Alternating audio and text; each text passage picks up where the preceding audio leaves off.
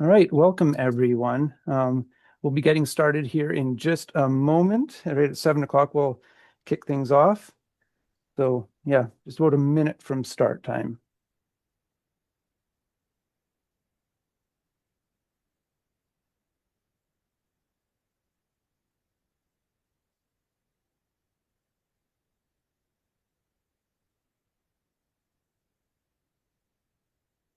Okay, so yeah, it's 7 o'clock. Good evening, and thanks for joining us for the community information meeting. My name is Nathan Siemens, and I'm in the communications department at the RDEK. Before I hand it over to Director Klovchuk, I'd like to just give a quick rundown on what to expect this evening. First off, the meeting is being recorded, so got that out of the way right away, and we will be posted on the Engage page at engage.rdek.bc.ca/debris, and we'll get that up within the next day, maybe two. Once the recorded meeting is posted, we will send out an email with the link. And so if you're not signed up for the community emails, you can do that by visiting rdek.bc.ca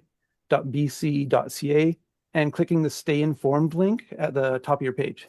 So after Director Klovchuk's introductions and the staff presentations, we will be answering the questions from all the attendees. So in the interest of time and clarity, we'll be using Zoom's Q&A tool to collect the questions. You can find that at the bottom of your screen. It's a little question mark and says Q&A.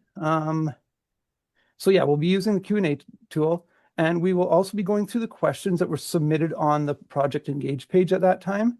We'll attempt to address all of the questions in the order that they are received.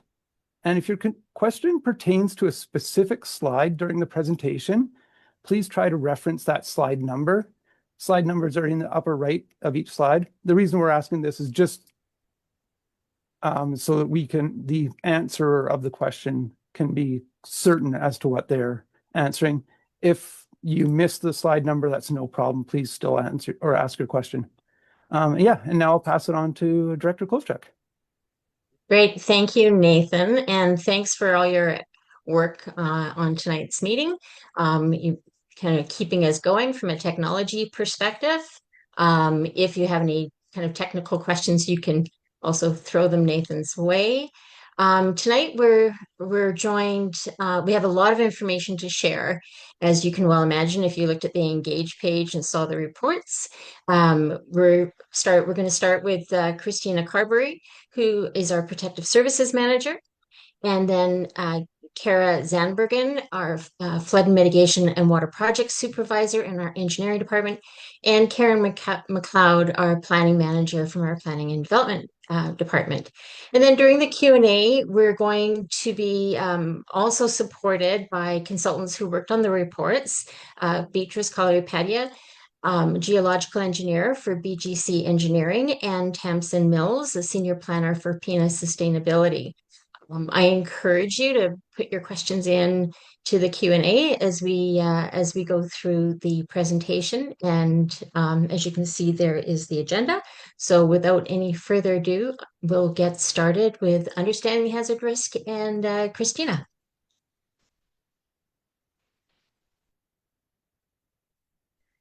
Great. Thank you, Director Klovchuk. So good evening, everyone. My name is Christina Carbrey. I'm the Protective Services Manager for the Regional District, and I'm responsible for emergency management and rural fire services within the Regional District. So this evening, we're going to spend some time talking about hazard and risk. And when we talk about hazard, what we're talking about is actually the natural processes themselves. So that would be things like steep creeks and heavy rainfall and the potential for debris to move downhill. When we're talking about risk, we're talking about who and what might possibly be in harm's way and how severe the impact could be. Both are key in how we plan and how we respond. Next slide.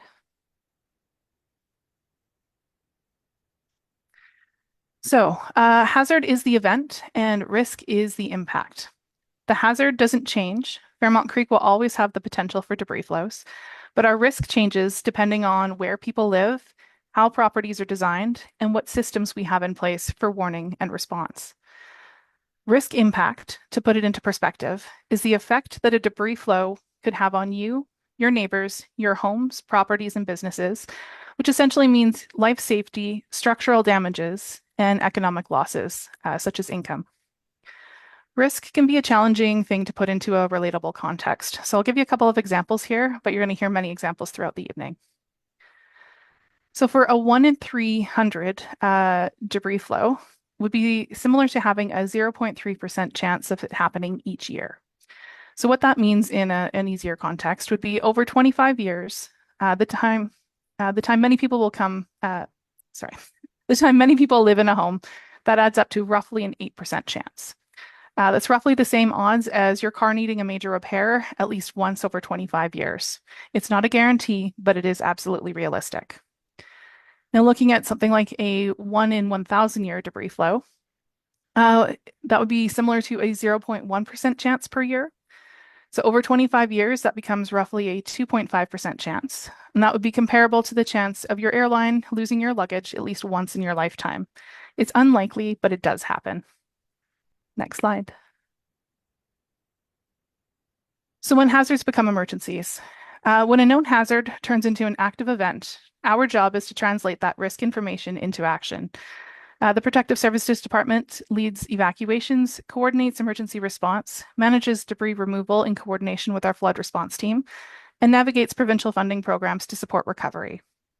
When the hazard is known, the province expects local governments to plan for it through land use decisions, emergency plans, and risk reduction strategies.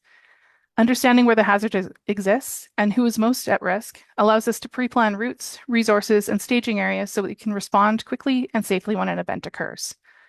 Next slide.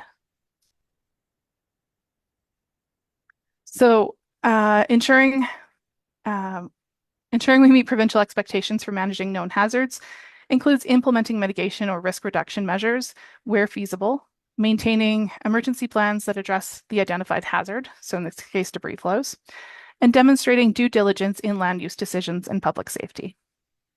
Next slide.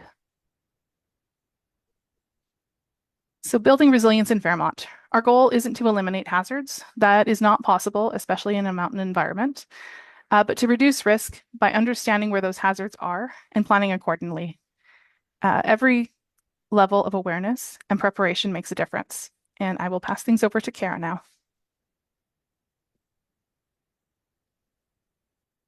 Thanks, Christina. So as part of building resilience in the community of Fairmont, construction of the Cold Spring Creek debris flow mitigation structure was completed this year. A residual hazard map was completed after the construction, which incorporates the basin and barrier. This residual mapping shows how the structure has mitigated risk in the community and where the risk is still slightly elevated. So the structure will hold up to an estimated 84,000 cubic meters of debris flow material. These frequency magnitude values on the slide are the return periods these are the return periods and associated volumes. These were determined in the 2020 hazard assessment, and these are the values and numbers that we were using when we were designing the structure. So at 84,000 cubes, this will hold up to the 300 to 1,000 year event. Once we go past that, so in the 1,000 to 3,000 year event, there's still 12,000 cubic meters of material more than the structure can contain. So this excess volume at the estimated discharge rate this is the hazard that creates our residual risk. Next slide, please.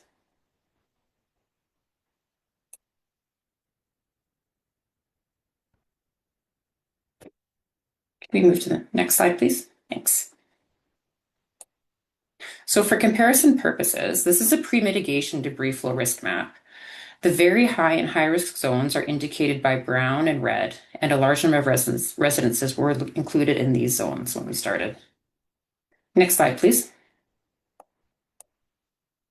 And this is our post-mitigation risk map.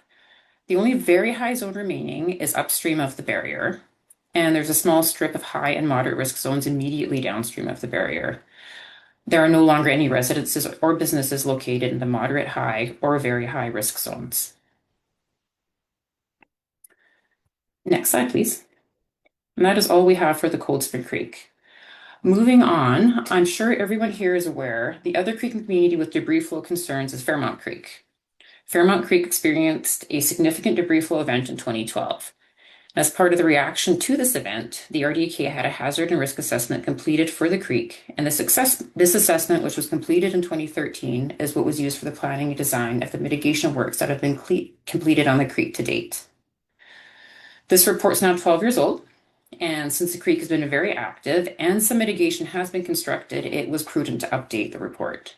So this updated report incorporates the mitigation on the creek. It includes data from the multiple debris flow events that have occurred since the last report, and it uses updated modeling techniques and changes to how climate change and wildfire impacts are considered.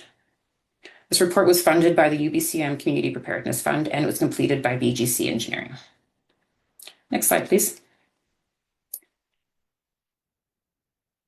So before we talk about the outcomes of the updated mapping, I wanted to review some of the terminology that you'll see. And one big one is the distinction between debris floods and debris flows. So we see both of these processes on both of the creeks in Fairmont, and they are related, but there are some important differences. So debris flood occurs when we have large volumes of flow in the creek or river, and gravel, cobbles, and boulders are picked up and entrained in the flow. It behaves more like water, and it can still move really large volumes of debris, but there's generally lower peak discharges than debris flows. So we're getting, so the impacts are not quite as powerful. With debris flows, we have higher sediment concentrations than in debris floods. It behaves more like a wet concrete, and it's typically faster. They're typically faster than debris floods, and they have higher peak discharges and impact forces. Typically, they are more dangerous. Next slide, please. So now we'll move into one of the key outputs of the report, which is the frequency magnitude values. So frequency, of course, is how often the event is likely to occur. And the volume is obviously the estimated size. So on Fairmont Creek, similar to Cold Spring Creek, up until about the 100-year return period event, the event is likely to be a debris flood. So in the 10 to 20-year return period, we can expect a volume of about 9,000 cubes, and 30 to 100-year, about 28,000. So from about the 100-year period onwards, the event's likely to be a debris flow with significantly higher volumes. And you can see with some of the numbers here, the peak discharges for the debris flood are significantly lower than they are for debris flows, same as they are with the volumes. So to show how some of our more recent events fit into this table, in 2020, the volume of debris that was mobilized from above the weirs in Fairmont Creek was about 20,000 cubic meters. So at that time, the return period estimated by NHC, who was our consultant that looked at the creek right after the event, they estimated the return period was about 35 years. So this doesn't fit exactly into the table, but pretty closely fits into our 30 to 100-year return period for debris floods. The 2012 event had an estimated volume of about 65,000 cubic meters. So this was estimated by Clark in 2013. At the time, they felt that was a period of maybe roughly 475-year return period. But after the 2020 event occurred, NHC updated this return period to be estimated 165 years. So this, again, it doesn't fit exactly into what we have here, but relatively closely into the 100 to 300-year return period event. And this change in the estimated return period is due to the additional information from the more recent event. Next slide, please.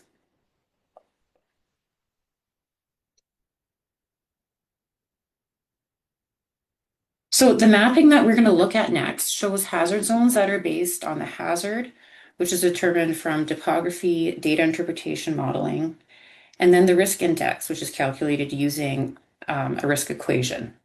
So risk, again, is the probability of the hazard occurring and then the consequences of it occurring.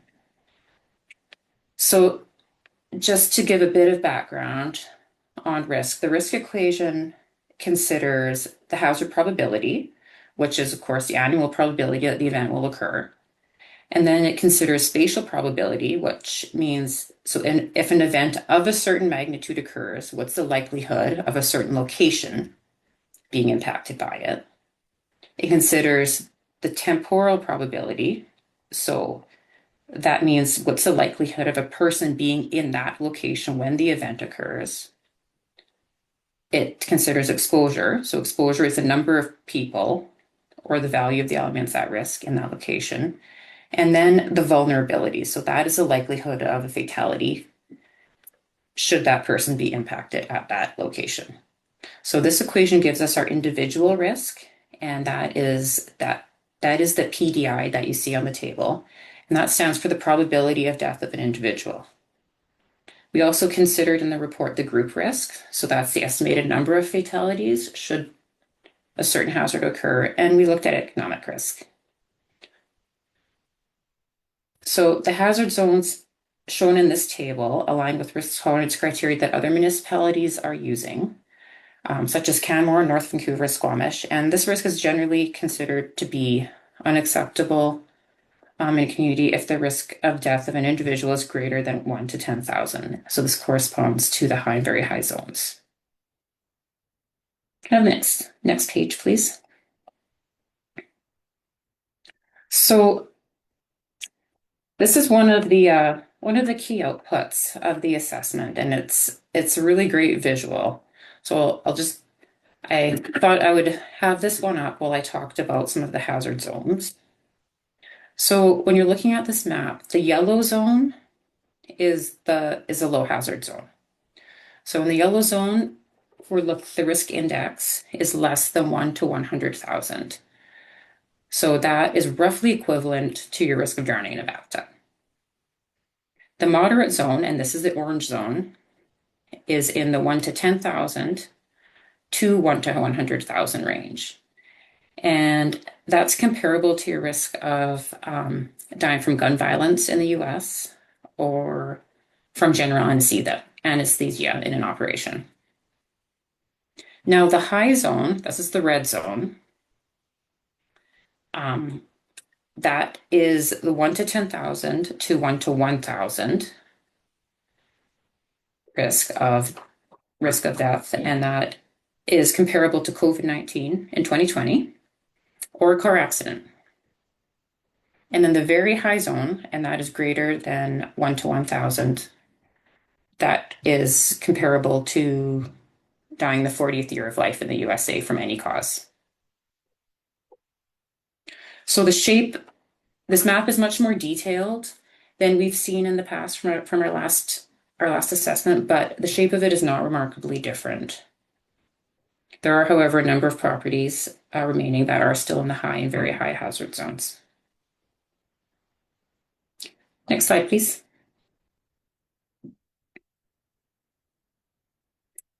So the final part of this report was to identify some potential options to be considered for future debris flow mitigation and to estimate the cost.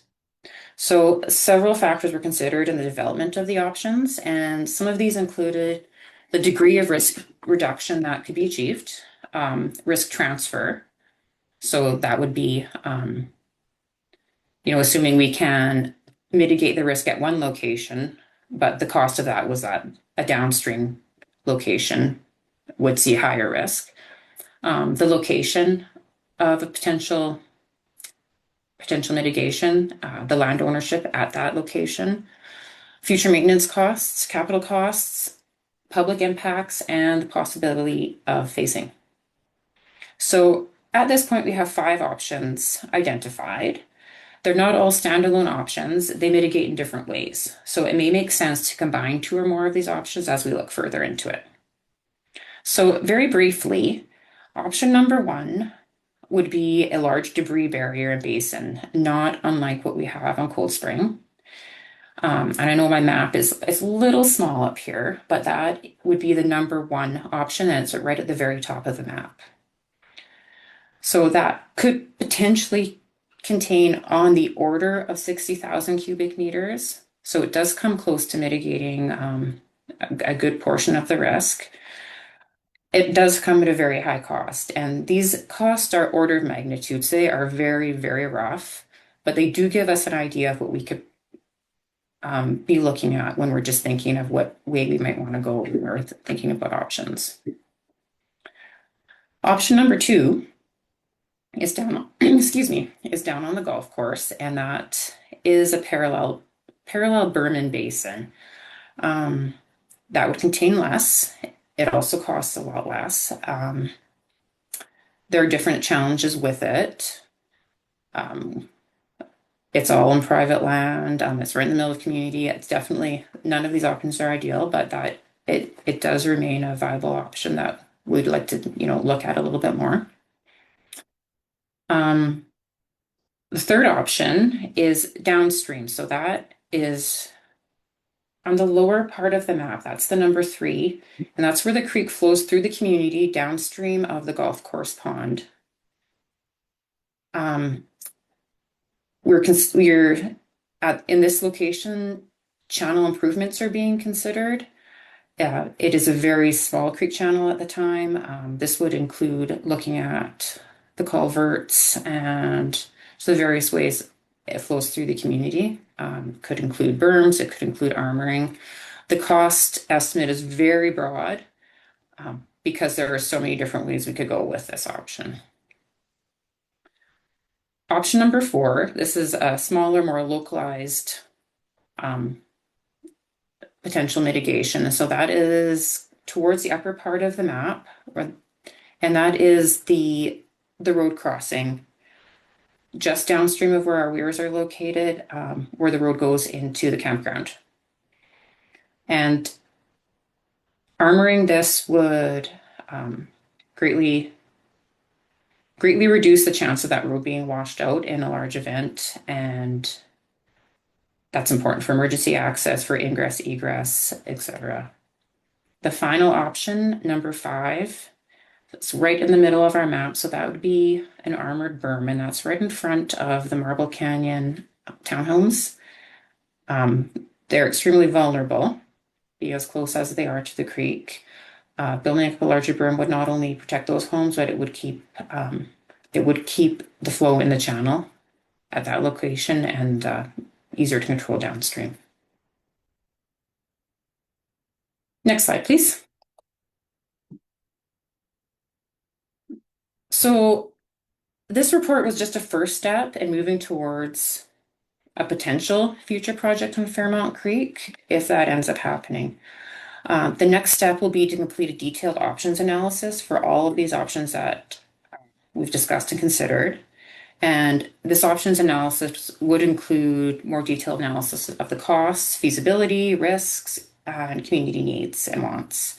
And a really critical component of this next step will be engagement with all stakeholders, including community members, businesses, First Nations, and other levels of government. We'll be seeking funding opportunities for this next step, and moving beyond that next step, should that be the decision that we go with, we'll be looking at additional funding opportunities for potential future construction projects that come out of this options analysis. Thank you, and moving on to Karen.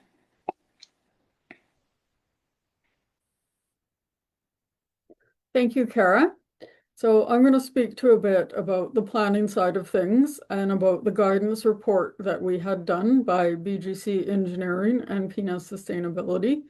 So right now, we have an official community plan for Fairmont Hot Springs and Columbia Lake area. And that OCP was done around the time of the 2013 event.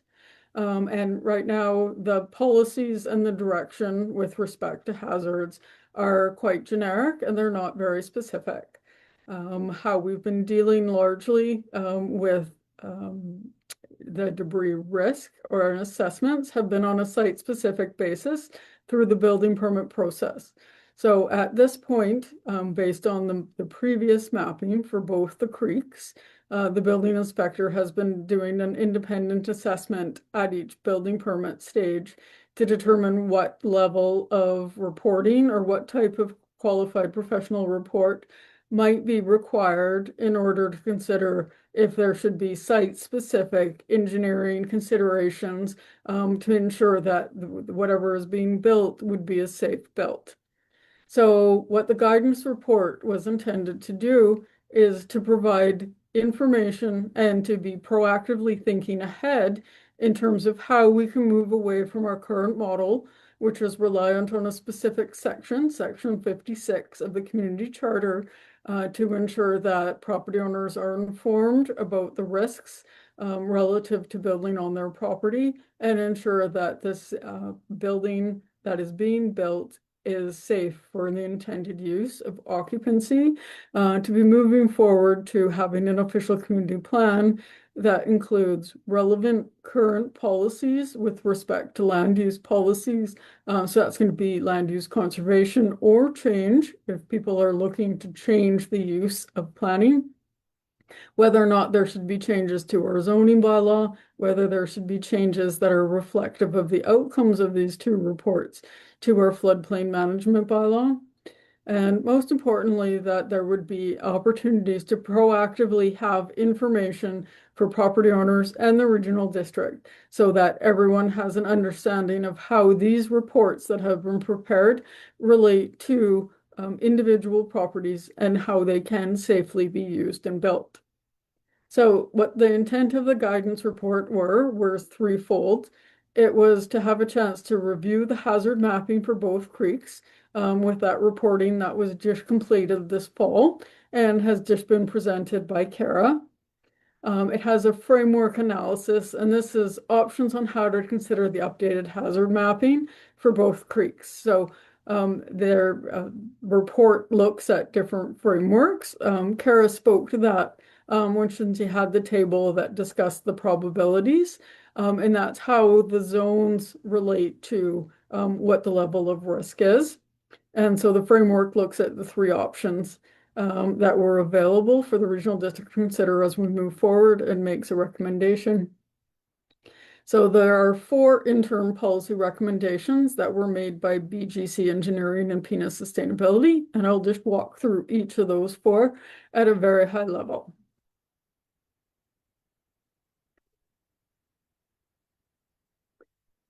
The first is a recommendation that there needs to be official community plan amendments. So as you can see in the little snip from Schedule I of the current official community plan that I've included on this slide, when the mapping for the hazard was done with this OCP, when it was originally done, it very generically just identified that there was a hazard. So it's not specific in terms of whether it's a debris flood, it's a debris flow, what type of hazard it is. And it isn't generally really reflective of the scope or scale that's reflected by the fact that there's different zones or intensity of risk related to the hazards. The way that the mapping is done is it basically just follows the general creek barriers or the creek dispersal areas or the broader Columbia River floodplain. So we would be looking at having new mapping that aligns with the new data that came out of both the reports for both Cold Spring Creek and for Fairmont Creek. We would also be looking to integrate amendments that would recognize the other recommendations that are being made within this report. So that would reflect integrating the risk tolerance policy that would be considered the hazard zones and development approval policies. So that takes us to recommendation number 2, which is that the RDEK should adopt a formal risk tolerance policy. So this is, as Kara discussed, is a relatively standard procedure for many municipalities in BC and Alberta. And so these are being done by communities that have experienced events similar to the regional district. And it creates a baseline that provides direction in terms of where new development should be supported based on those ratings, and where renovation or changes to existing development is acceptable levels of risk. So the report identifies that it can either be a standalone policy or it can be OCP specific. So at this time, we would think that it would be something that we would look to have the RDEK adopt on an RDEK-wide basis, but we'll see how that works. So it would include a risk tolerance criteria or risk index. So that would be reflective of the two tables that Kara showed that have it ranked based on the hazard zones. So the recommendation that came out of this report was that a combined hazard risk framework be applied for the regional district. And this echoes a decision of the board made earlier in the year where they considered some preliminary information and provided some direction to staff and the consultant in their preparation of the report. Recommendation number 3 is that development permit areas that recognize the debris flow hazard should be integrated into the official community plan. The official community plan currently does not have a hazard development permit area. What a hazard development permit area allows is the segmentation of the parcels within the hazard zones to be identified to have different guidelines that are required. So again, this very much becomes a public education piece in terms of that people can understand based on their hazard zones and the corresponding guidelines within the development permit area. They can understand what they can or could not do based on having a qualified expert opinion if required, that what they can do to ensure that there is safe build on their property. So one of the key things that the report did identify, though, is that structural mitigation at the community level, which might be that much more expensive or higher level of mitigation that Kara identified, shouldn't be considered to facilitate or enable higher level densities. So that means that that should all be taken into consideration when we're identifying the guidelines that would go into the development permit areas, should a development permit process be implemented within the official community plan. The last recommendation of the report was that there should be specific development policies integrated into the official community plan. So this really relates to the fact that people need to understand what the different 4 hazard zones means and how that should apply on a parcel specific basis. So this would also include identification of when site-specific risk assessments would be required, and it should be aligned with the adopted risk tolerance policy that would be, this is an action that would have to be completed by the regional district and be adopted by the regional district board. And it would provide clarity with respect to future land uses based on the identified hazard zone. So based on the risk and hazard, the very high hazard residual hazard zones, for example, would not be generally anticipated to be supported for residential development or types of uses that would include structures. So they may be more suited to passive recreation or park use. So those are the types of policies that we would anticipate would be integrated into the official community plan. And then the guidance report provides some very high level information with respect to that. And as the implementation of the guidance report and consideration of the 2 reports prepared for the engineering department unfold, the specifics of that would be something that would be looked at, and that there would be community consultation. So more specifically, the implementation of the interim policy recommendations are going to require the dedication of RDEK staff resources, and we anticipate this would be across multiple departments. So similar to how we have 4 departments represented here tonight, we anticipate to see this through. We're going to be needing to work together to ensure that the various expertise, knowledge, and all those pieces can come together to ensure that we can be successful moving ahead. One of the key things that we want to move forward with first is board consideration of the risk tolerance policy, because this is a keystone for moving forward with what the other parts of the puzzle look like with respect to whether we have specific OCP policies, what framework we're working forward, and all those different pieces. We feel like that's the one piece we need first. And then most importantly, one of the key things about implementation is going to be that there will be community consultation and engagement. So similar to as Kara just spoke to, there are a range of stakeholders that the regional district will need to and will want to engage as we move forward with respect to ensuring that members of the community have the information that they need in order to be able to contribute to the processes that we're going to be engaging. So just a quick summary of the next steps, recognizing that we have 3 different reports and we've had 3 different speakers. I'll give a really quick summary here. And so the next steps for each of the different pieces. For Cold Spring Creek, really the project has wrapped up with the construction now being completed. So one of the key items is discussion with the province on ongoing funding support for the debris removal. For Fairmont Creek, as Kara identified, there needs to be mitigation option analysis and stakeholder engagement. And very importantly, there needs to be investigation of funding sources for both that options analysis and for potential future construction. None of the proposals for the potential mitigation options were something that are low dollar value.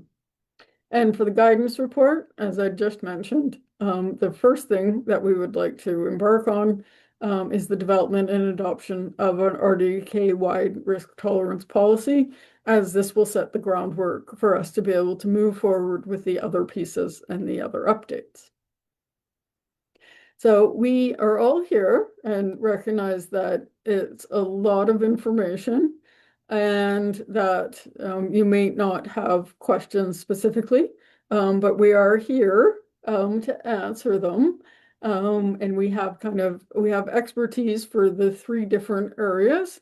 And so that if you wanted to take advantage of having us here today, you can input the question into the Q&A. So Nathan?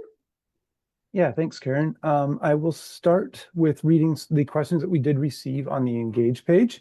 And then after we've gone through those, then we'll move on to the Q&A questions that have been asked during this meeting or this webinar here. Okay, so sorry.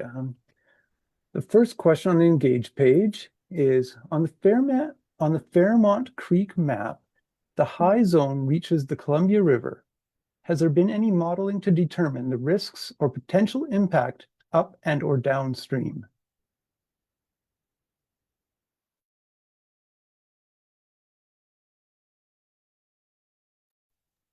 So, Beatrice, could you answer that one? Yeah, absolutely.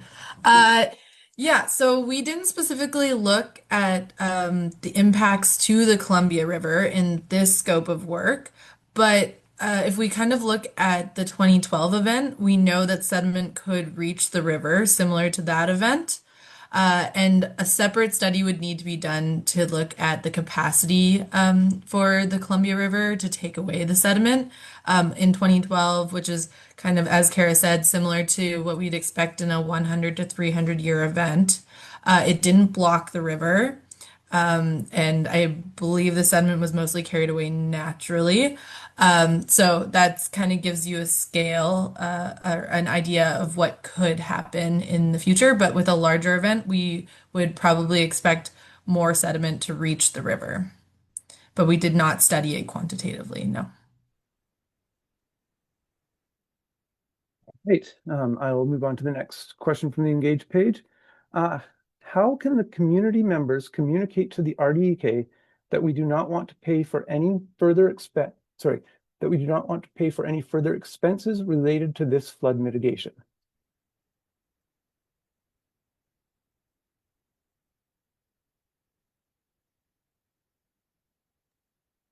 I'll take that. There, as we've noted a couple of times in this presentation, there will definitely be opportunities for future engagement with the community, and you'll have the opportunity to let us know how you feel at that time.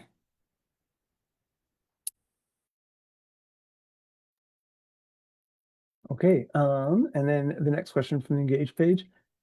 If the Fairmont guidance report is to guide future development, why are the developers not paying for these studies and flood mitigation projects?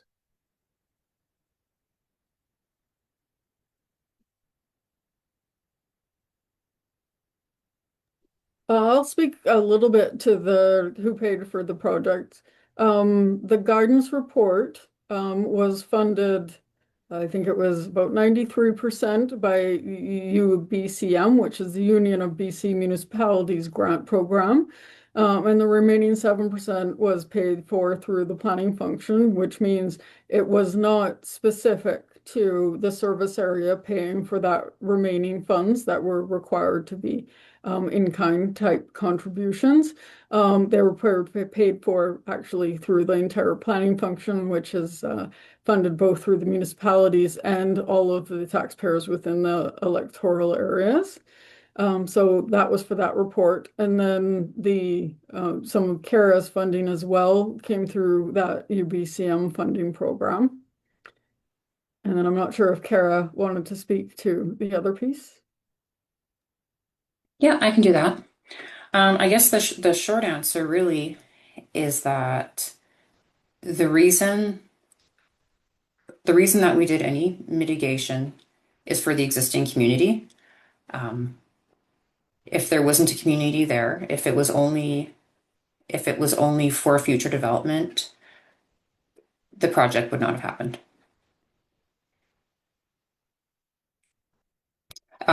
And I guess I'll add a little bit to that. There are places in the province where barriers are being built, much larger than this. And in those cases, they are being paid for by the developer.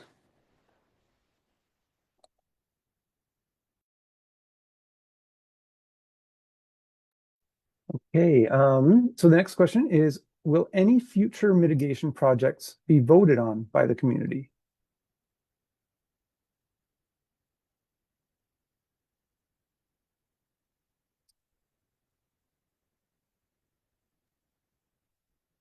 I can take this one if you want. I think in this at this point, as we move forward through the process, we're not at that stage. What's determined in the next steps, there will be public consultation, and that certainly would be the intention to get the feedback of the community, to discuss what the options are, and that's what our intention is to move forward.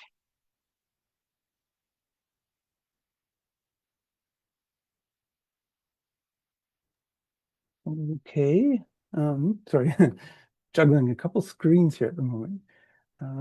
So the next comment from the Engage page. Thank you for your efforts to support hazard and risk mitigation on Cold Spring and Fairmont Creek. The Fairmont Creek footpath from the Mountainside Golf Course to the Fairmont Hot Spring Lodge area has remained closed since the landslide in 2012. Despite the trail closure, many people still use the trail to access the waterfall. Along the footpath below the Fairmont Hot Springs pools, there is an exposed black pipe along the creek bed. There's also a broken white pipe. These pipes have been exposed since the landslide in 2012. Over the past year, there have been concerns from the community regarding the state of the potable water infrastructure. Please advise the purpose of these pipes and the status of the trail restoration efforts. Yeah, I can take that.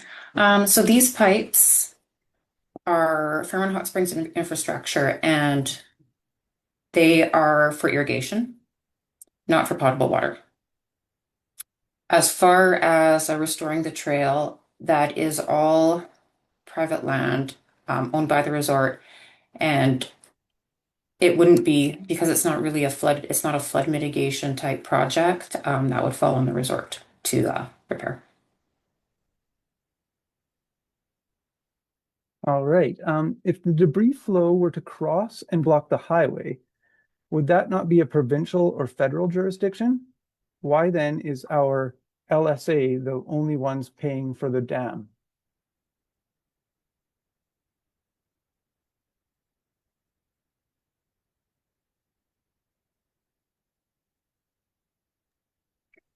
The capital costs of the dam were 98, 99% covered by provincial and federal funding.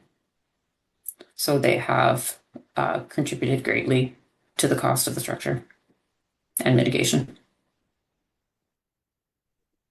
Christina, could you speak to the role of the RDEK as the responsible local authority in cases of emergency management? Yeah, so I mean, if we had a debris flow that impacted the community as well as the highway, there is a lot of coordinated efforts between various agencies, the RDEK itself, the Ministry of Transportation if the highway was impacted. And there is a concerted effort to, clean things up as quickly as possible, look through or activate funding through the province and whatnot. But yeah, it's a complicated and coordinated effort when we have a big event.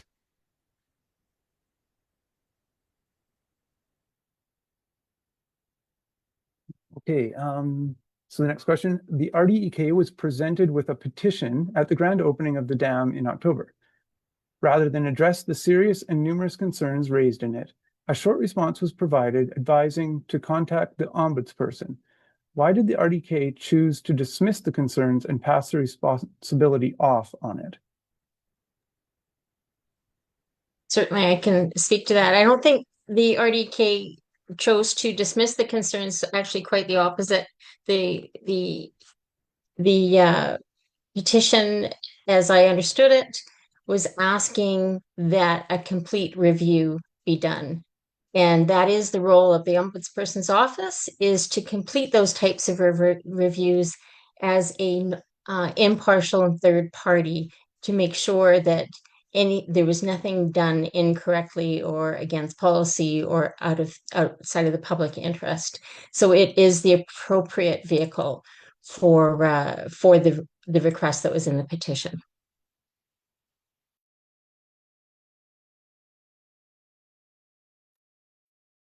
Okay, how was the guidance project and updated hazard and risk assessment been funded to date? How will the implementation of the recommendations be funded?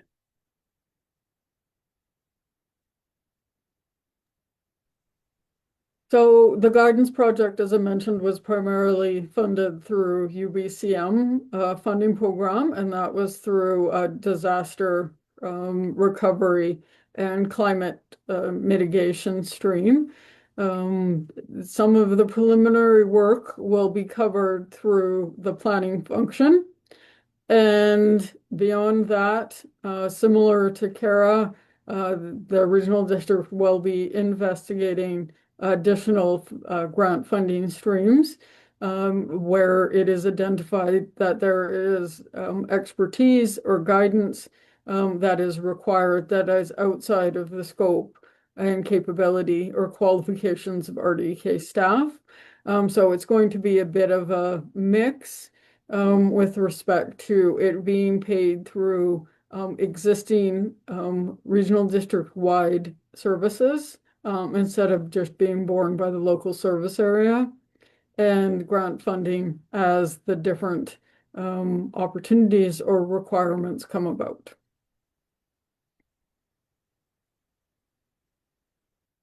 Okay, and will any of the costs of these reports, RDEK staff hours, administration input, and subsequent meetings be borne by a new or the existing Fairmont Flood and Landslide Service Area Fund?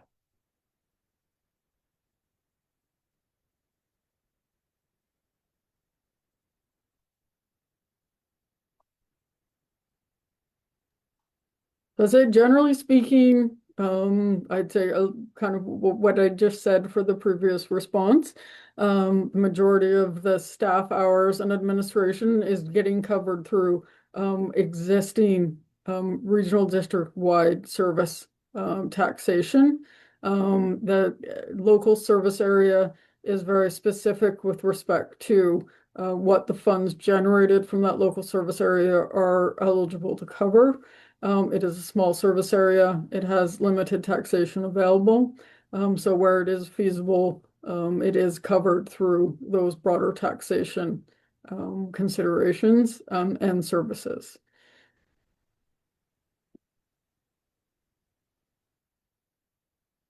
Okay, and this is the last question from the Engage page, and then we will move over to the Q&A section. At several recent public meetings and forums hosted by the RDEK, it has been noted that the time period for public input and questions was insufficient. Will this be addressed at this and future meetings going forward?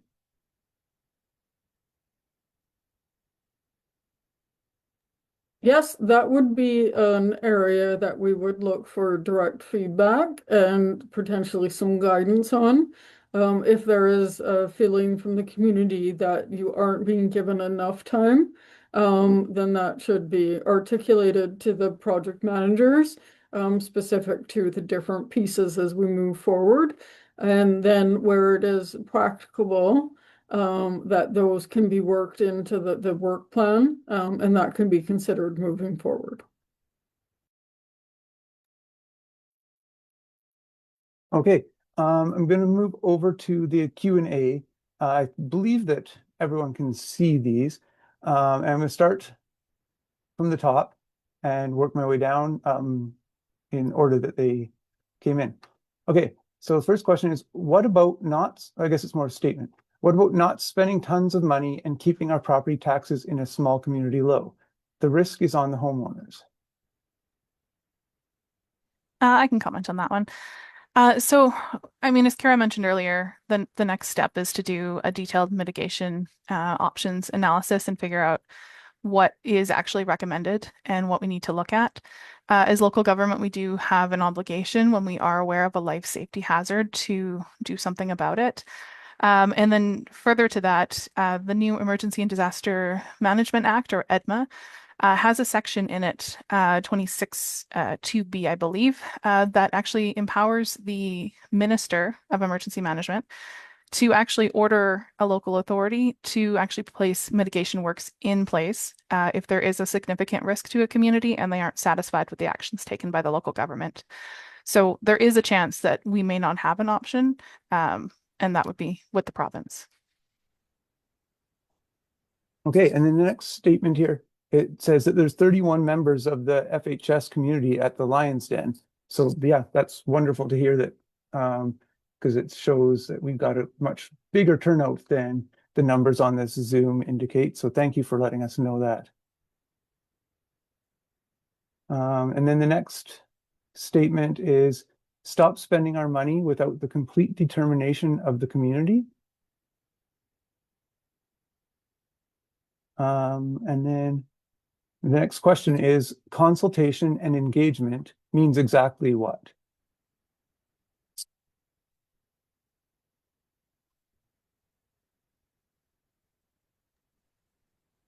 So I'll answer from sort of the OCP change or the risk tolerance policy that may be forthcoming.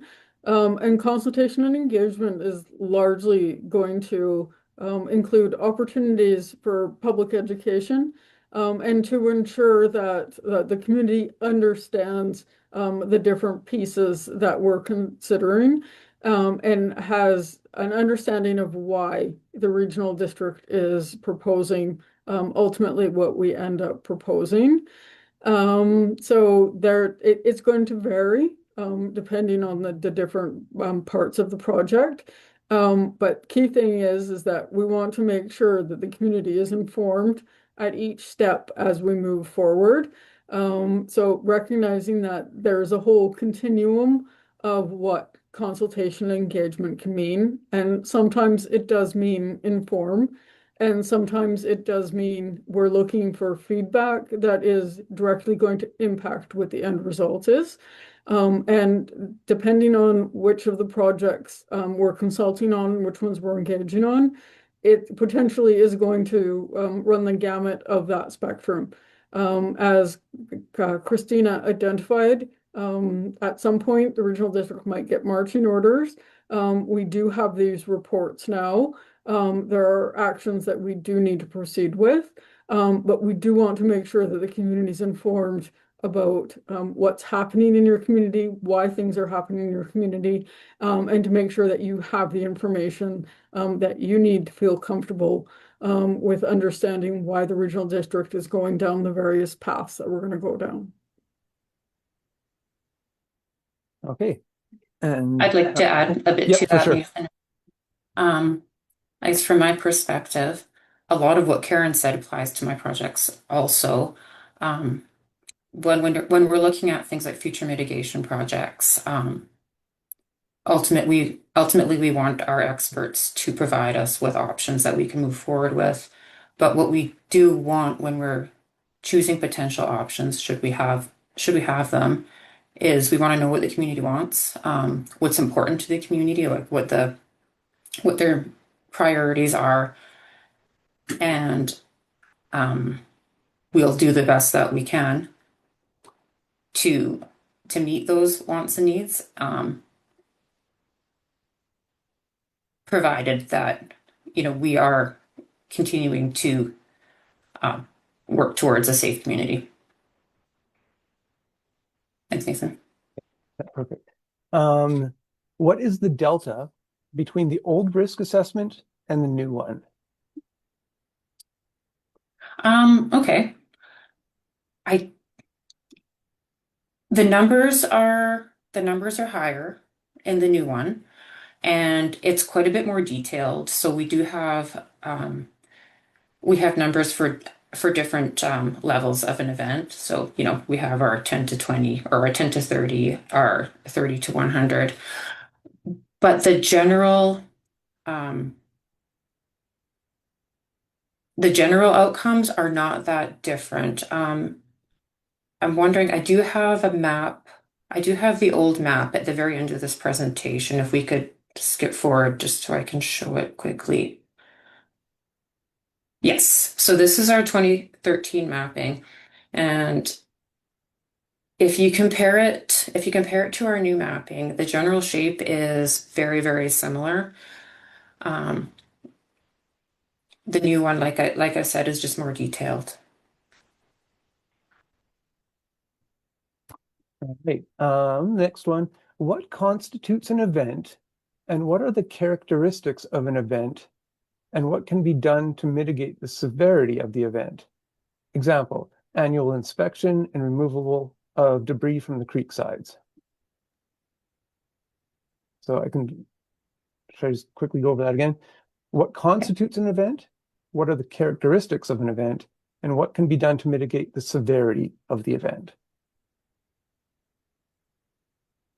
I can take this question. I'm going to assume that the person who's asking this question is asking about debris flows and debris floods events. So they constitute between floods to landslides is kind of what we're looking at on these two creeks. And when we say an event, we're saying some kind of flooding or landslide or debris has come down the creek that's potentially larger than what the creek can handle. So it often has impacts to like maybe the banks might see erosion down some of the paths, or on Fairmont Creek, the golf course pond might fill with sediment, or the creek a bit lower from the golf course pond might have too much water in it, and it might flood onto roads or into people's homes or their backyards. So that's what we mean when we say an event. And then there's different magnitudes. So that's kind of what we're describing, where we might have some smaller floods that are at that 10-year return period. And then we have the larger ones or moderate size that might be like the 2012 event on Fairmont Creek, where you saw a lot of mud and rocks and trees come down. And I think the last part of the question was something about how we can mitigate that or bring down the severity of the event.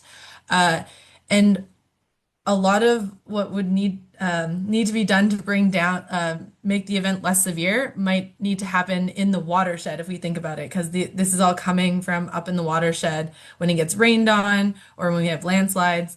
And generally, we don't see that as being feasible in Canada. These watersheds are really large. We're not going to be able to secure every slope in the whole watershed. So that's why we start to look at mitigation right where it's needed most. So on the fan where there's homes and people. Hopefully that answers the question. And maybe Kara might have something to add. No, I think you've said a lot of it, Beatrice. Um, I think right now the best we can do to mitigate severity of events is to make sure that our existing structures are maintained and to have an awareness of weather systems that are coming towards us and be prepared for them. And we do our all of our infrastructure is inspected several times a year. So we do keep a close eye on things. Okay. So next question. In one of the first slides, it states, quote, to ensure we met provincial expectations. Should not the province bear most of that cost? And then the second part of this question, or I guess it's a statement, to use numbers like 300 years and 1,000 and 3,000 years is not realistic. Yeah, I can comment on the first part of that question there, Nathan. So just for awareness, I am in conversations with emergency management and climate readiness senior staff, trying to advocate for our residents in coming up with some sort of cost sharing model when it comes to funding of mitigation and ongoing maintenance of mitigation and response costs in general. It is an ongoing conversation, so there isn't a specific update I can share on that right now, but we are advocating and working really hard to try and get costs kept down.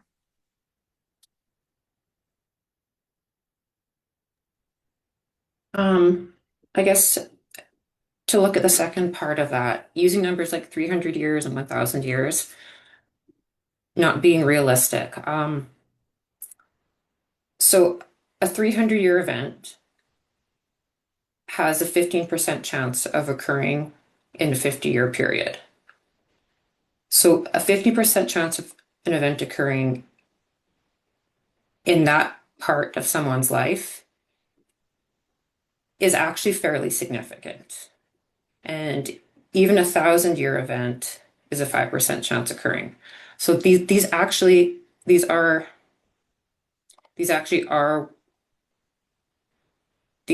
warrant a response from us, and they do need to be mitigated from. And these events are life safety events that we can't just ignore.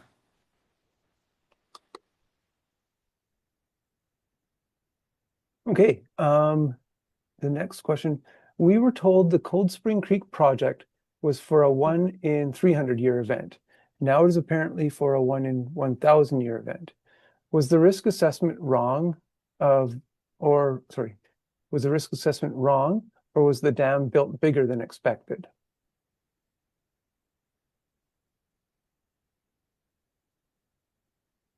Did you address that, Beatrice? The changes between the numbers? Sure. I don't have the specifics offhand, as I was involved in this a little bit more adjacently, but I think maybe where the confusion is here, is that I think the basin was built a little bit larger than they had originally designed, just based on the space that was available. The idea was that they went to the budget that was available to the design. So there's that part, but really I think what we're saying is it's that 300 to 1,000 year range. So in geoscience, we never put exact numbers on things. It's hard because we don't understand, or sorry, because there's like a lot of uncertainty in some of the work we do. So that's where we have those ranges at 300 to 1,000 year. And then we compare that to the volume. I think that's what Kara did in this presentation, compared that to the volume of the 1,000 to 3,000 year event, just showing how much residual hazard there still is and why there is a bit of risk still shown on that map. It's from that higher return period event. And some of these return periods that we study, they might seem quite large, but as Kara was explaining, they do have the chance of happening during someone's lifetime, and they're actually we're instructed to look at these large return periods by some of the provincial authorities. So yeah, just give me a bit of context there. To add to that a little bit further, so we were targeting the 100 to 300 year event as a minimum for our mitigation, and that's the event that we looked at because it's the event that is the most likely to happen, that is really severe, if that makes any sense. And the project, it was built as designed. We didn't build it larger, but we are looking at we're looking at such a big area that it takes a very small change to make a big difference in volume. So, we have an extra maybe half meter high on the dam, then we might have needed to get to the 63, but that covers it's such a large area up top that it makes a big volume difference. Okay, the next one is, okay, but there is one open pipe that is pouring water into the creek at the start of the bottom of the Marble Canyon Trail. So I'm maybe assuming this is in relation to that previous trail question. I was not aware of that. It's not RDEK infrastructure, but I'll let the resort know. Thank you. Okay, next one. There's a lot of modeling going on. So is there modeling showing the financial and public safety effect a flood, debris flow, or landslide has on a transportation corridor? In our service area, the Highway 9395 is used daily by business from Cranbrook to Golden and beyond. The loss of business revenue would be substantial, not to mention the cost of highway cleanup and or replacement. Millions.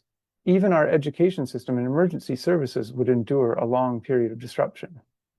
So the question in there was, is there modeling showing the financial and public safety effect a flood, debris flow, or landslide has on a transportation corridor? Specifically, I guess, Highway 9395. Yeah, I think I can take that to start with. So as Kara mentioned in the presentation, we did do a preliminary economic risk assessment on Fairmont Creek. So that's taking into account approximate costs of the damage that these events would do. But ours is the assessment that was done is quite preliminary. We mostly just looked at damages to buildings and properties, and then the cleanup costs that RDEK has taken in previous events, such as like the annual or every 2 year filling of the weirs. So we didn't look at all of the business loss, and I think it's mentioned in there as a large limitation of our study that obviously was not accounted for, and that's definitely it makes sense that needs to, or that is a large loss though if the highway was closed.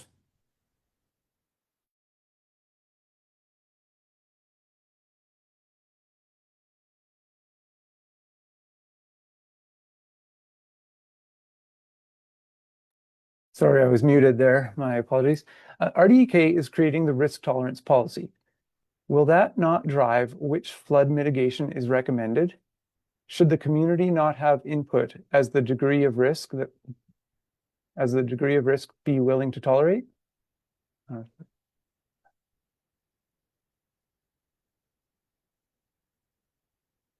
Maybe if I could get Tamsin to speak to the risk tolerance policy recommendation. Sure. Thanks, Karen.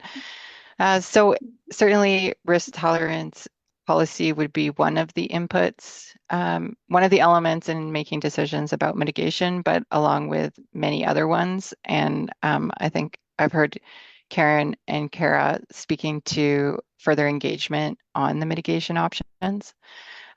If we think about the risk tolerance policy, it's there really to drive land use decisions, and really applies to existing development as well as new development. And often there's different tolerances for that new development as well as the existing development. With existing development having a higher tolerance, the priority is really to prevent future exposure to the hazard. So it doesn't necessarily point to the most expensive option for mitigation. Certainly engagement would occur moving forward on the risk tolerance policy, as Karen's mentioned as well.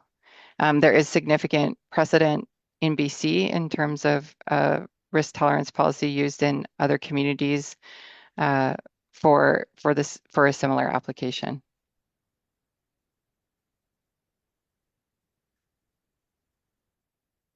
All right. So the next one, remind us again why the annual cost to maintain mitigation works on these creeks in Fairmont should only be borne by a mere 1,000 Fairmont ratepayers and not spread out throughout the valley and the MOTT.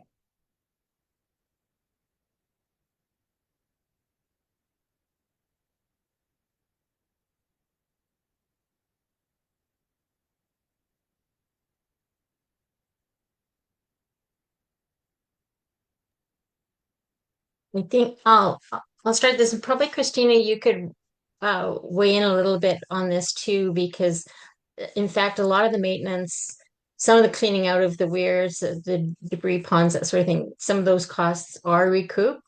It's my understanding from emergency management. So all the costs are not actually being to maintain the infrastructure and clear them out are not being maintained by the ratepayer. But there is a provincial expectation with these grants that we receive. And again, Carrie, you may want to add to that, but that the grants, the 98% that we received for the funding of the capital work, is that there is some responsibility on the property owners in the service area to maintain that which is protecting the properties. Yeah, I can jump in there. Sorry, I interpreted that question slightly differently than I think it was actually asked. So, yeah, when it comes to debris building up in the weirs or in any of our debris basins, if it is of a sizable note, then the province can step in with their response funding, emergency funding to help us clean those out so we can reduce the risk and get it back to a tolerable standard so that everybody is safe. And from that perspective, we do that with every single event that we have. The other comment sort of ties into what I was talking about earlier with the advocacy in terms of ongoing maintenance. So just looking at like the Cold Spring debris basin and trying to come up with a cost sharing model from that perspective to ensure that it's not just our taxpayers that are paying for it, that there is some tie into the province there as well.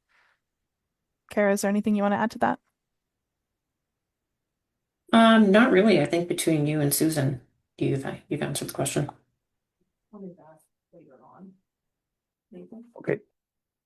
So next up, does the community really have any say when the province, minister, and RDEK are creating their own guidance report?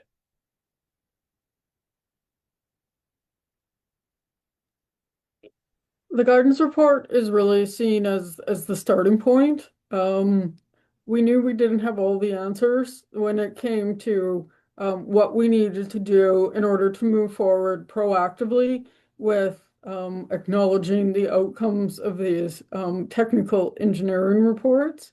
So there will be a certain point where the community will have opportunities to participate. But as it's been identified by various speakers, the regional district does have obligations and responsibilities under various acts at the provincial level to ensure that development is occurring in a safe and responsible manner.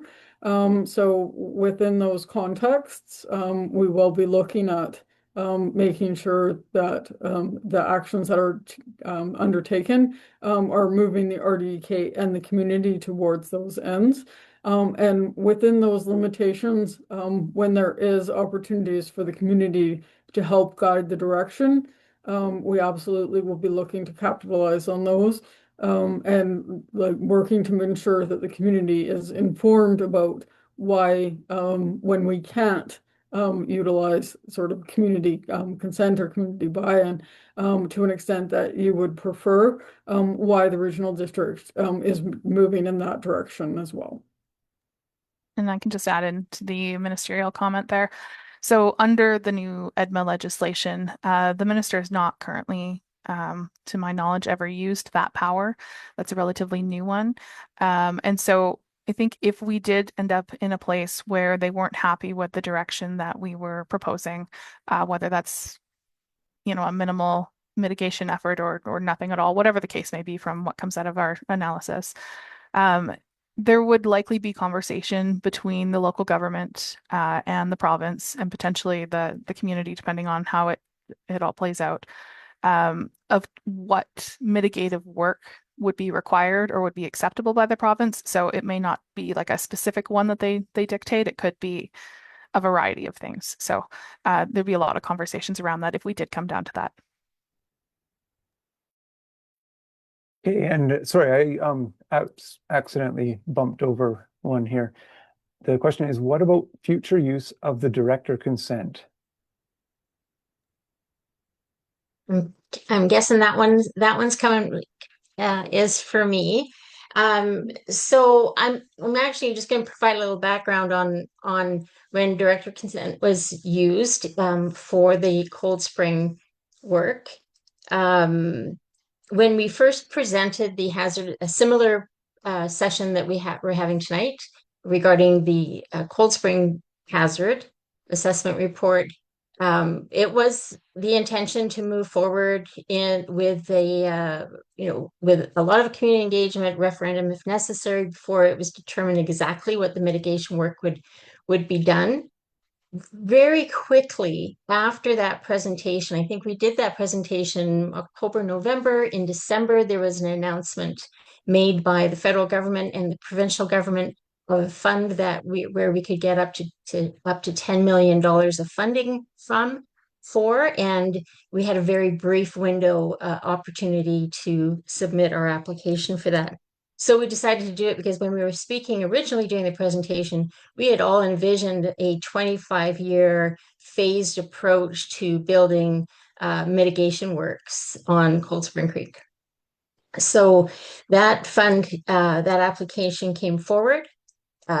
We submitted the application in order through a number of questions, and I think Kara could probably add to this. It was determined that the best way forward was to do director consent to, whereas I asked the board to support the work going forward.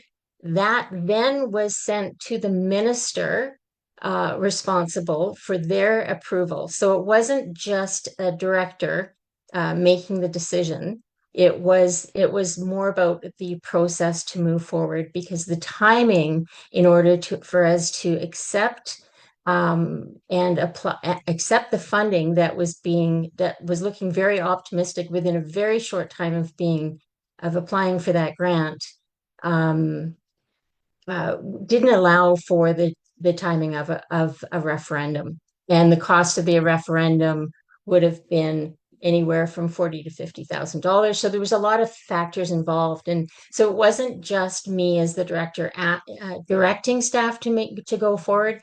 It was me asking the board to ask the minister, and so that's what happened there. The minister and the ministerial staff reviewing the application, both federally and provincially, looked at the application, looked at the hazard assessment, and determined it was the best way forward. And that's how we were able to get just over $9.7 million from that particular fund and subsequent funds, bringing us to a 98% funding on that project.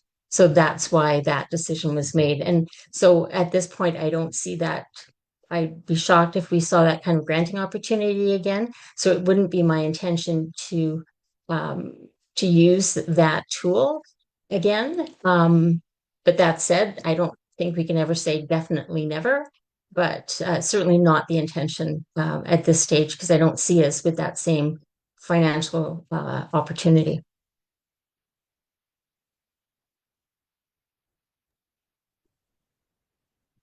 Oops. Okay. Next question. At the 2025 Area F Town Hall meeting, the RDEK responded yes when asked whether the residents of Fairmont would be given the opportunity to participate in a referendum regarding Fairmont Creek flood and landslide mitigation project works. Will the RDEK continue to hold this position? So I believe that was me that responded yes at that Area F Town Hall, so I'll take this question. I don't know if it would be a referendum or exactly what the process would look like. Our intent is to engage the community as much as we can and still meet our obligations with protecting the community. And like in my ideal world, we have plenty of time to go through all the engagement we want and to select a project and plan for the future as much as we can. And maybe in 2 years we have that great funding opportunity that came up that we were able to apply for Cold Spring Creek. So yes, our intent is to engage the community as much as we can and to listen to your wants and also what you don't want. Okay. What level of risk is tolerable and who decides? The residents or the developers? I am free to choose the risk to drive my car. Why do I not have the input in choosing the risk I will accept in a flood? Yeah, I can take that one. It's a good question. There's a number of factors involved in this one. So for starters, I guess, just to look at your example, driving your car is an individual choice, whereas what we're looking at here is a community-wide impacts potentially to a large group of people, not just an individual. When it comes to determining risk, and from the provincial perspective, they look at the BC emergency response sort of goals or guidelines, which is protecting lives, protecting public health, reducing suffering, protecting property and infrastructure. There's a whole list, including economic and social losses. There's a whole variety of things there. There's also a lot of precedents already set, both legally and just in response to other emergencies and mitigative works where disasters have existed. So there's a lot there. We look at recommendations from qualified professionals as well. Yeah, that kind of sums that one up, I think. Okay, thanks for that. Would it not be better to have mitigation upstream to avoid destruction in the flood fan?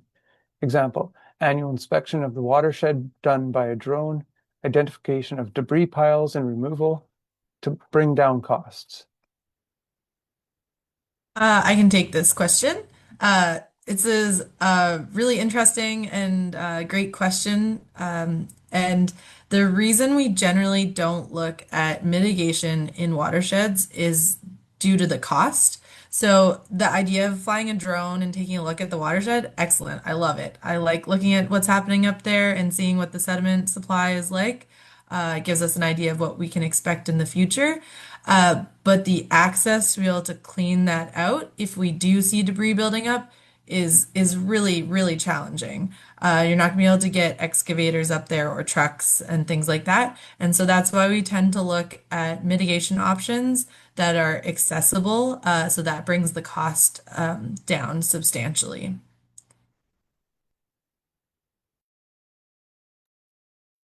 Okay. Our costs for the local service area have already increased 600% from 2020 to 2024. How much more can we be expected to bear with this new project on Fairmont Creek? We need a tax decrease, not increase. At this point, we absolutely can't put a number on it at all. And this possible project on Fairmont Creek could be many years into the future at this point. It'll be dependent on funding and on what we look at doing on the creek.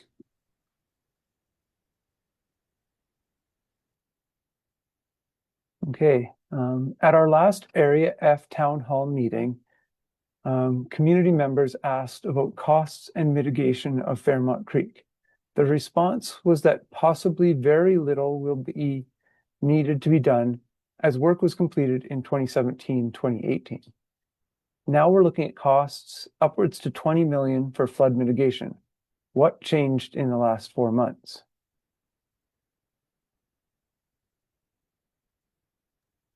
Well, at the Area F Town Hall, we did not have the results of the updated hazard assessment yet, so we didn't know what the outcome of it was going to be, what the new volumes were going to be, and what the map was going to look like. So we do have some mitigation on the creek, which has done a very good job of protecting the community and the events that have happened in the last few years. But now that we have the results, we do know that more work is likely warranted, and we'll move forward as best we can with community engagement and working with our consultants. Okay, what is the order of natural hazard risks to Fairmont? We are very focused on flood mitigation, yet is not forest fire a much greater risk that might strike while we are looking at the creek hazards? Yeah, that's a good question. So we are actually currently undertaking our hazard risk and vulnerability analysis update. In the last one, I don't have the exact ranking for Fairmont in front of me, but our top 3 hazards across the entire East Kootenays are wildfires, floods, and dangerous goods. Each community's vulnerability to each of those is going to be a little bit different depending on where you are and what your hazards are in that immediate area. But that is what is being looked at right now. So, and on the wildfire comment, we have a very active and engaged Fire Smart program throughout the region that works with homeowners to reduce the risk of wildfire around your house. And so we have that going on. And then the province also has a wildfire risk reduction program that they actively work on as well. Okay, this is the next question. The process, as I understand it, was a recommendation to the RDEK board, who unanimously approved the recommendation to the minister for approval. This resulted in 98% plus of total costs being ultimately covered in order to best protect us as ratepayers. Thank you. So I guess that was just not a question. That was a statement.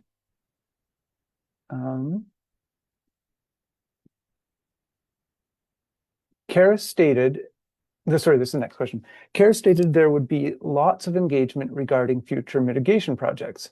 There are over 31 people sitting in a room in Fairmont Hot Springs. Believe me, we are engaged. You should be here in person. I just would like to comment on that. I think that's great. And we also have 30 participants online. So I think it's a great combination that this Zoom meeting has really enabled participation by a large group of community members, and whether they're here in Fairmont Hot Springs, as I am, or as or in elsewhere in the country, or even in the world. So I think I really appreciate that so many people are engaged. This just proves to me that this was a great way to have this initial meeting, because it provided access for over 60 people. So thank you. Okay, for the next one, for some community members, and you have to forgive me because I don't know what one of these what this means. For some community members, the increase in tax RT debris mitigation is $1,000 a year. Over a 20-year period, this amounts to $20,000. Add another dam to Fairmont Creek, potential to $40,000 for one property owner. Is this fair?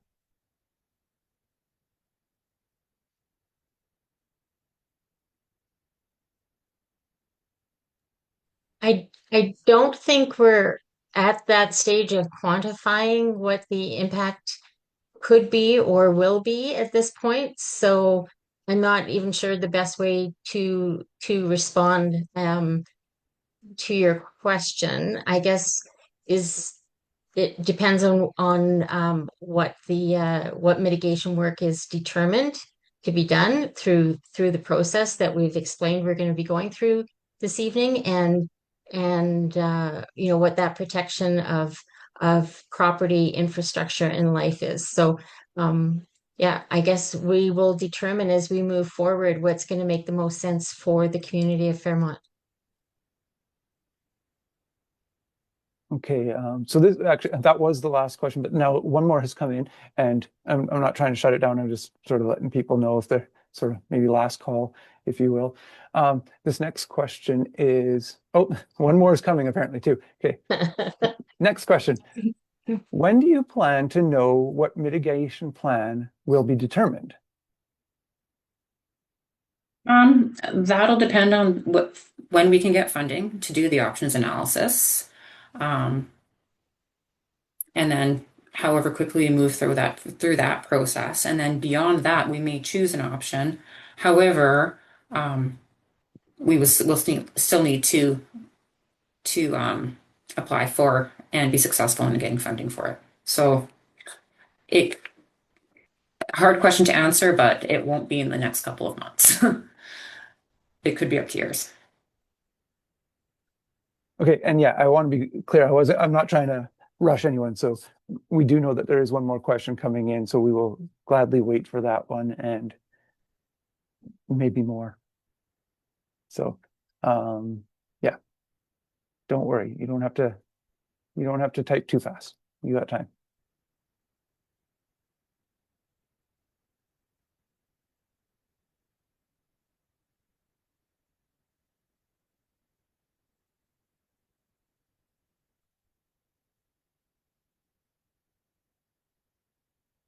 So I will just take this moment, though, to remind anyone that once this recording is done, we will get it up onto the Engage page as quick as we can, and then send it out, the link via the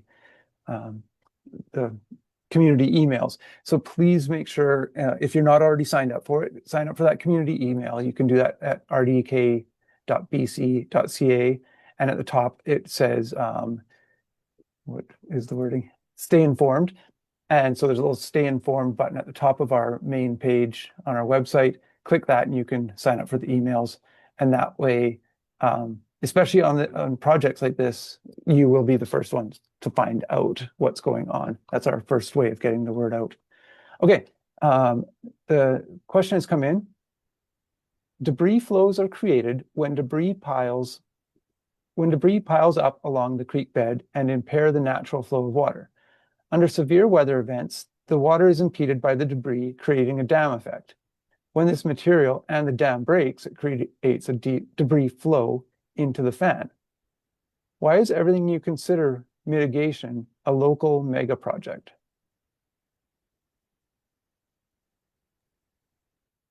Maybe I'll start and others can jump in if they have other thoughts. So this is something that could occur in the watersheds here, but that's not actually the only type of debris flow we get.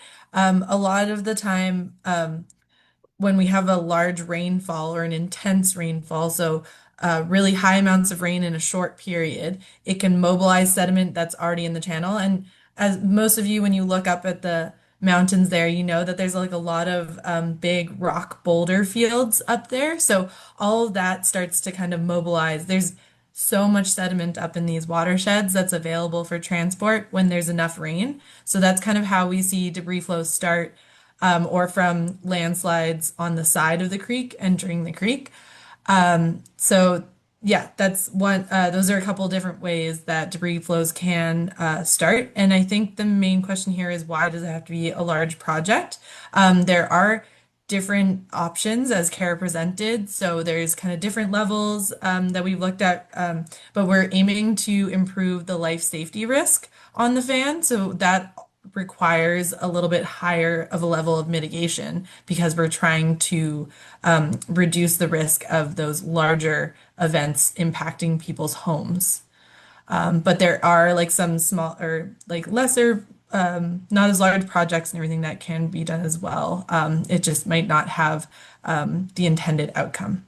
And I'll let Kara or someone else add to that if they have anything else.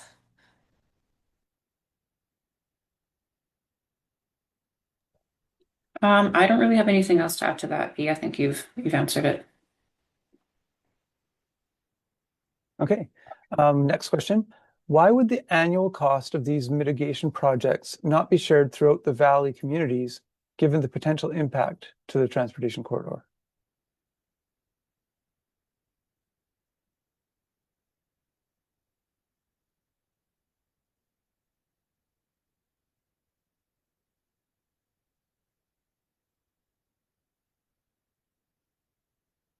And the follow-up question to that, the next one, is it's please be clear when answering why would the annual cost of these mitigation projects not be shared throughout the valleys? Or sorry, throughout the valley communities.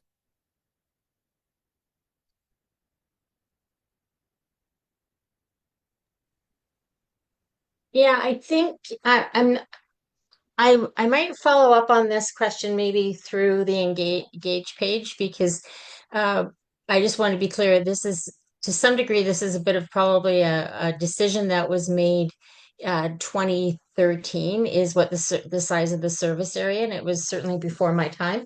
But this is the service area, and it's really depends on it's about how the regional districts pay for services. We're not like a municipality where we have a budget, we collect taxes for that budget, and then that money is spent per the budget. Each service area has to have a budget, and to do any work in the regional district, we have to have a service area.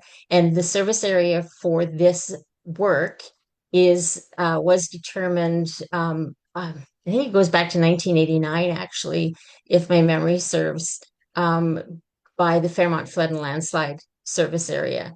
So that's where it's at right now, and it is the greatest number of impacted residents.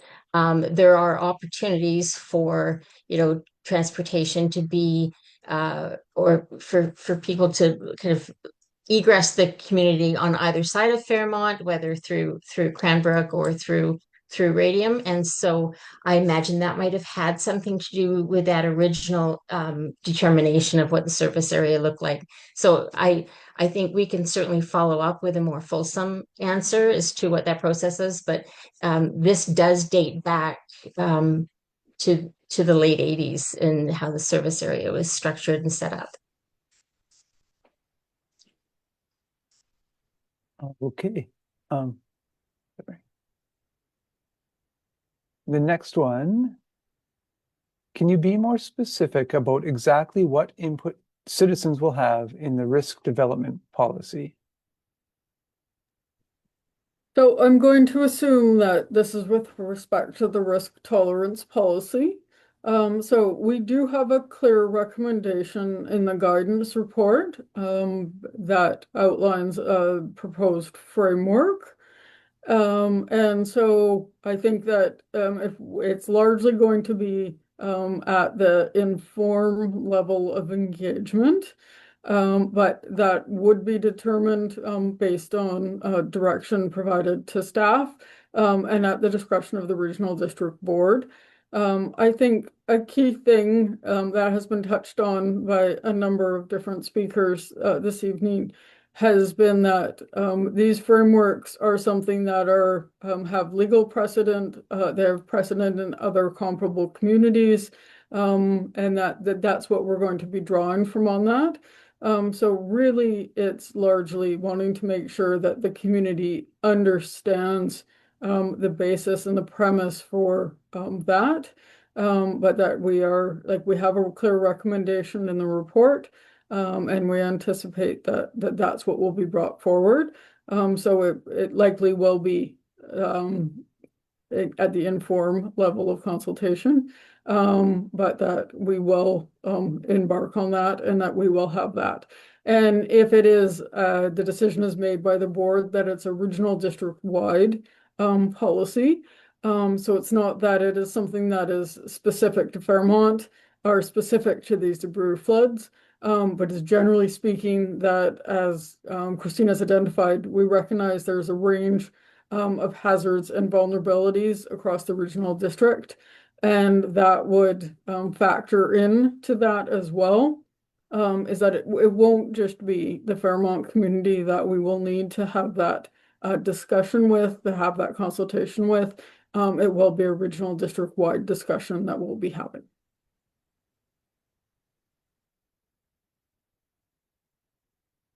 Okay, there's a two-part sort of question statement here. Have you driven through the Crow's Nest Pass with respect to major rock slides? I would say that, yes, most of us have driven through Crow's Nest Pass and have seen that rock slide, yes. I'm not sure what the statement or question is behind that one, though. And then the next one, the majority of Fairmont Creek is on private resort land. Will that be taken into consideration when the mitigation is done on it? That it's on private land is considered to a certain extent. The important thing really is that the impacts of the debris flows that come down Fairmont Creek are not just on private resort land, they're in the wider community. And water is considered crown. However, it's the impact that we have to think about. And the impact, again, is in the community.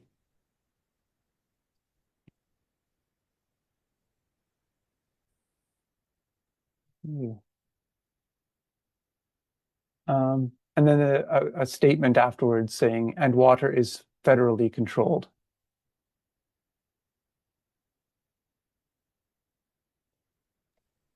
So I'd just say yes, that is something that's recognized as depending on the type of water. Generally speaking, the federal government is concerned when it's navigable waters, or if it's with respect to like Department of Fisheries and Oceans and fish habitat. It's definitely something that is recognized, is that water falls under multiple jurisdictions. And that's why when we proceed with this, there's different levels of government involved in the different stages and processes.